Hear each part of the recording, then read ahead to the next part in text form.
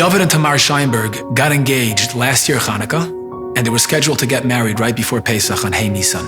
They had invited extended family and friends, and they were super excited to celebrate their upcoming wedding. But then everything changed. The world was hit with coronavirus. 2 weeks before Purim, the government started to talk about a lockdown in Israel because of COVID. Me and my wife and the whole family decided instead of doing the Chas and Hey Nisan, we will do it earlier, Kav Vav Adar. They rented a smaller venue and they invited only immediate family members, parents, grandparents, and siblings. They followed all the guidelines and they were determined to do whatever they can to make it work under the current circumstances. הכל התחיל נהדר, היה חופה מאוד מאוד יפה ומרגשת, כמו באמת שחלמנו. התחילה הסעודה ופתאום גיסי נכנס והוא אומר שיש משטרה בחוץ. Me and my wife walked down the stairs. Like my wife was the white gown, me was the suit, tie. Now I thought that when I'll come to the cops, they will like treat me as a chassan and kal, like, oh, here are you okay? So let's talk. Let's see if everything is okay, and they'll let me go. But they didn't. A lot of cops came. Soldiers surround us, like big guns. The cops forced them to stand outside by the building over there as they start threatening everybody. Get out. Go home, otherwise we'll slap you with a 5,000 shekel fine. Everybody immediately dispersed. We stand like an hour and a half. היה לי קר, וגיסתי רצה לבית להביא לי סוודר או משהו. המשטרה לא הסכימה שהתקרבו אלינו. הרגשתי כאילו אני פושעת, לא יודעת מה, רצחתי, כאילו מה עשיתי משהו רע. By the time the cops left, the wedding was ruined. There was nobody there for Sheva Brachas. David was forced to stand on the street asking passerby if they can come in so he can have a minyan for Sheva Brachas at his own wedding. To make matters worse, the cops gave each of them a 5,000 shekel fine, so now they were in debt on their very first day of their lives together. It's really, really hard to like stay happy. I didn't stop, keep telling myself and my wife, listen, it's our happiest day in my life. I'm not going to be sad.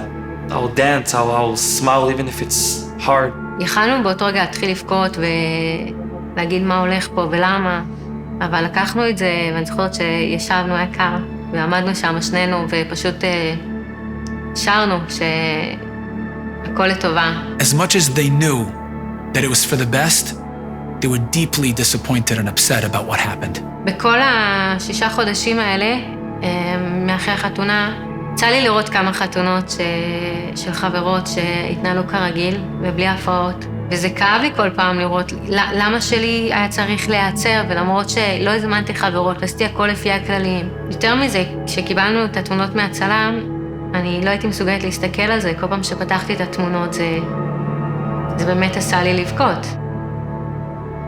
Fast forward 7 months. Yom Kippur this year was Sunday night. It was Friday afternoon. David gets a call. אני לא יודעת על מה הנושא, אבל נורא שבא לי מאוד לא רגוע. David hangs up the phone and Tamar asked him, what happened? I can see in your face. You turned serious during the conversation. Is everything okay? David said, it was my father on the phone. And he just told me that a bacher from a certain yeshiva had called him. And the bacher told him that he was the guy who ruined our wedding. He was the guy who called the cops on us. The bacher had said he had good intentions. He really meant well. He was scared, nervous about the coronavirus. When he heard music coming out of the hall, he thought people were violating the guidelines and he didn't want anyone to contract the virus. So he decided to call the cops to save people. My father asked him, so why are you calling now? Like, what made you decide to call half a year later? So he told my father that I'm 24 years old. I'm in Shidduchim for a long time. I'm in a good yeshiva. And since the day that I called the police and the chasana, I didn't get rid, no shidduch. And he knows the reason is because he hurt us. And he wants to ask us for forgiveness. My heart started beeping. Everything came back. It was really hard to me to like understand that. ביקשנו לקחת את הזמן, אני זוכרת את הרגעים האלה, זה פשוט כאילו הכל חזר, הכל צף, אנחנו חזרנו לאותו רגע. And they just couldn't get themselves to say the words and really mean it. We forgive you. That Erev Shabbos I went to Daven and I said that words, Yedid Nefesh, Tov Rachamon, I just thought to myself, like, HaKadosh Baruch Hu is so big, He's only one for our good.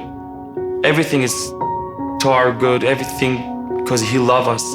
And if it's happened, I'm sure that it's only for my best. By the time the end of Shabbos rolled around, as hard as it was, they were ready. David called his father and told his father to give this bacher their number. And within a few minutes, the phone rang. David put it on speaker, and the bacher broke into tears. He broke down crying, and he said, I am so sorry for what I did. I know I was wrong, and I had good intentions, I meant well, but please forgive me. אני אגיד את האמת, אני ממש רעדתי, כאילו, זה לא קל למחול, זה לא קל, חד משמעית.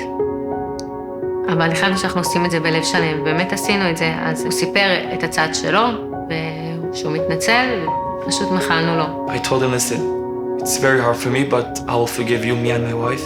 And HaKadosh Baruch Hu should help you, should find the shidduch. The next night was Kol Nidre, Yom Kippur night, and David and Tamar felt so good, so lighthearted, so clean, knowing that they're about to ask HaKadosh Baruch Hu to do for them what they had done for someone else. Grant them forgiveness. The next day, Tuesday, Tamar drove to work, and she usually comes somewhere at 5 p.m. I was in the middle of building the sukkah outside, in the backyard. In the middle of building the sukkah, so her sister came out screaming, Tamar was in a car accident. Tamar was in a car accident. 3 cars went crash into her. David rushes down to the hospital. He comes into the room and he sees his wife is okay, Baruch Hashem. The doctor comes into the room and tells the couple, he says, you guys must be having angels guarding over you because the way the car was hit, the airbag should have come popping out. And Tamar, who was 6 months pregnant, would have lost the child. זאת אומרת שבעצם מה שקרה לנו, שכנראה אנחנו לא יודעים מה באמת יכל לקרות שם, איזה מידת דין עמדה עליי, וקדוש ברוך הוא הביא לידינו את המצב הזה של באמת נסלח לאותו בחור, כל המצב של החתונה והמחילה, כדי באמת שזה עמוד לזכותנו. The fact that baby and mom are okay is nothing short of a miracle. HaKadosh Baruch Hu said, if you meichel my sons, I'll meichel you. אם אתה מחזיק משהו על הלב שלך כל כך הרבה, זה רק לא עושה טוב לנו, וזה רק כבד לנו, וזה רק קשה לנו. אז פשוט לדעת למחול ולסלוח ולשחרר את זה ממך, וזה רק יעשה טוב לך ולשמחת חיים שלך.